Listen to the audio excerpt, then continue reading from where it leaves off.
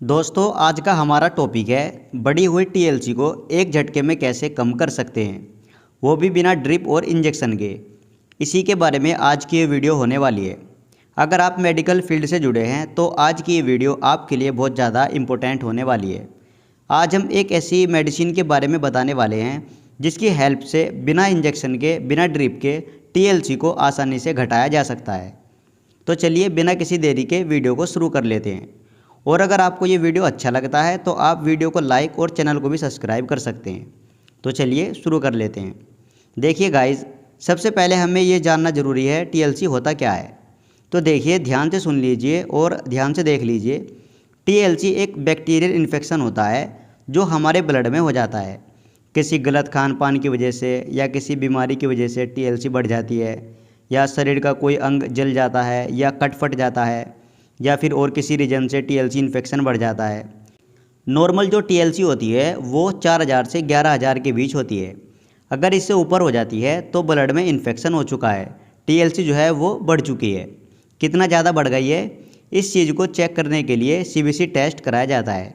CBC मतलब complete blood count, यानी ये हमारा एक खून का टेस्ट होता है। इसके थ्रू हमें पता लगता है हमारी टीएलसी कितनी ज़्यादा बढ़ गई है। सीबीसी टेस्ट में पता लग जाता है कितनी ज़्यादा टीएलसी बढ़ी हुई है। ये देखिए, ये सीबीसी टेस्ट है, यहाँ पे है टीएलसी और यहाँ है इसका नॉर्मल वैल्यू 4000 से 11000, और यहाँ पे ये देखा जाता है अभी प्रेजेंट में हमारी कितनी टीएलसी है। तो देखिए टीएलसी है 16900, यानी टीएलसी बढ़ी हुई है। टीएलसी बढ़ जाने पर इसके कुछ सिम्टम्स भी दिखाई देते हैं, जैसे कि बहुत तेज़ बुखार आता है, जैसे 101, 102, 103 इस तरह से तेज़ फीवर आता है। इसके अलावा हाथ पैरों में दर्द होता है, हाथ पैरों में बेचैनी, कमजोरी, थकान, कामकाज करने में बहुत ज़्यादा परेशानी होती है। इस तरह के कुछ सिम्टम्स दिखाई देते हैं। अब हम जान लेते हैं इसके ट्रीटमेंट के बारे में, टीएलसी इन्फेक्शन को कम करने वाली टैबलेट के बारे में।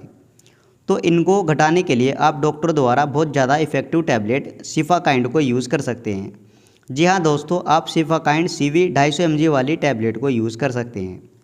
टीएलसी इन्फेक्शन को ठीक करने की ये बहुत इफ़ेक्टिव टैबलेट है। आपको किसी इंजेक्शन या ड्रिप की ज़रूरत नहीं है, आप इस टैबलेट को आराम से ट्राई कर सकते हैं। ये टैबलेट टीएलसी इन्फेक्शन को काफ़ी अच्छे से कवर अप कर देती है। सिफाकाइंड टैबलेट मैनकाइंड कंपनी के द्वारा बनाई जाती है और 10 टैबलेट की स्ट्रिप होती है, जिसका MRP 240 रुपये के करीब होता है। और इसमें आपको सिफोरोक्सिम नाम का एक साल्ट देखने को मिल जाएगा जो 250 mg में होता है। इसके बेनिफिट्स के बारे में बात की जाए तो सिफाकाइंड बहुत इफ़ेक्टिव एंटीबायोटिक्स टैबलेट है जो बहुत सारे बैक्टीरियल इन्फेक्शन में यूज़ की जाती है। लेकिन टीएलसी इन्फेक्शन को ठीक करने में इस टैबलेट का काफ़ी कमाल का रिजल्ट होता है।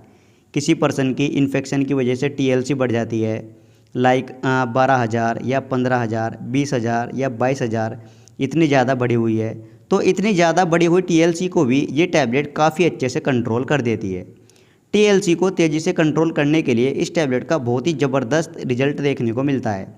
और सिफोरोक्सिम साल्ट में आप दूसरी कंपनी की भी टैबलेट ले सकते हैं, बस ब्रांड अच्छा होना चाहिए, जैसे कलाफी टैबलेट या जिफू टैबलेट। इस तरह से अच्छी कंपनी की दूसरी टैबलेट को भी यूज़ कर सकते हैं, बट साल्ट यही होना चाहिए सिफोरोक्सिम। तो ये तो इसके कुछ बेनिफिट्स। अब हम जान लेते हैं आपने इस टैबलेट को इंटेक कैसे करना है, यानी डोज के बारे में। आपने एक टैबलेट सुबह और एक शाम खाने के बाद इसे लेनी है। और अगर टीएलसी की वजह से पेशेंट को फीवर या पेन होता है या गैस एसिडिटी बनती है, तो आप फीवर या पेन को कम करने के लिए फ्लोजन AA टैबलेट और एसिडिटी को कम करने के लिए कोई अच्छा कंपनी का DSR कैप्सूल ले सकते हैं। अब आपने DSR कैप्सूल सुबह खाली पेट लेना है, OD और सिफाकाइंड और फ्लोजन AA टैबलेट, ये दोनों टैबलेट आपने खाना खाने के बाद सुबह शाम लेनी है, यानी BD। और 5 या 7 दिन तक आप इस ट्रीटमेंट को ले सकते हैं। इससे जो है टीएलसी पूरी तरीके से नॉर्मल हो जाएगी। उम्मीद करता हूँ गाइस ये छोटी सी वीडियो आपको ज़रूर पसंद आई होगी।